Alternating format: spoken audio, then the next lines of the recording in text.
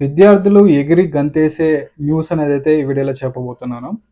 అదేంటో లేదు, దసరాకి సంబంధించి, బతుకమ్మకి సంబంధించి సెలవులు అనేదైతే ప్రభుత్వం ప్రకటించింది. సో, ఆంధ్ర, తెలంగాణ 2 రాష్ట్రాలకి సంబంధించి సెలవుల గురించి ఈ వీడియోలో మనం మాట్లాడుకుందాం. ముఖ్యంగా చూసుకున్నట్లయితే తెలంగాణలో మనకి బతుకమ్మ పండుగ ఇంపార్టెంట్ కాబట్టి ఇక్కడ సెలవులు అనేదైతే అధికంగా ఉండే అవకాశం కూడా ఉంది. అలాగే ఆంధ్రప్రదేశ్లో కనుక చూసుకున్నట్లయితే విజయవాడలో కనకదుర్గమ్మ గుడిలో దసరా ఉత్సవాలు అనేది అయితే అంగరంగ వైభవంగా జరుగుతూ ఉంటాయి. సో, సెలవులకి సంబంధించి కనుక చూసుకున్నట్లయితే తెలంగాణలో మనకి అక్టోబర్ 2 నుంచి కూడా, అలాగే అక్టోబర్ 2 నుంచి 14వ తేదీ వరకు సెలవులు అనేది అయితే కొనసాగుతాయని చెప్తున్నారు. అక్టోబర్ 2న మనకి గాంధీ జయంతి కదా, గాంధీ జయంతిని ఎలాగో మనకి సెలవు అనేది అయితే ఉంటుంది. సో, దీంతో మొత్తంగా చూసుకున్నట్లయితే 13 రోజులు అనేది అయితే తెలంగాణలో దసరా హాలిడేస్ అనేది అయితే విద్యార్థులకు వచ్చాయి. సో, అలాగే ఏపీలో కనుక చూసుకున్నట్లయితే 4వ తేదీ నుంచి 13వ తేదీ వరకు, అంటే 10 రోజులు దసరా సెలవులు అనేది అయితే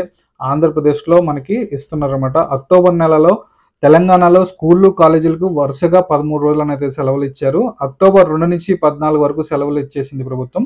ఈ 13 రోజుల్లో అక్టోబర్ 2 గాంధీ జయంతి కాగా, మిగిలిన రోజుల్లో దసరా, బతుకమ్మ పండుగలు, 2 పండుగలు కూడా కలిసి ఉన్నాయి. తెలంగాణలో బతుకమ్మ ప్రధాన పండుగ కావడంతో 2 సెలవులు కలిపి ఇచ్చేసారనమాట. సో, దసరాను, బతుకమ్మ 2 కలిపి 13 రోజులు అనేది అయితే ఇవ్వడం జరిగింది. సో, అక్టోబర్ 2 నుంచి 14 వరకు మొత్తం 13 రోజులు తెలంగాణలో కేటాయించారు. ఆంధ్రప్రదేశ్లో 10 రోజుల పాటు సెలవులు అనేది అయితే ఇచ్చారు. సో, విద్యార్థులు టైం వేస్ట్ చేసుకోకుండా మంచిగా చదువుకోండి.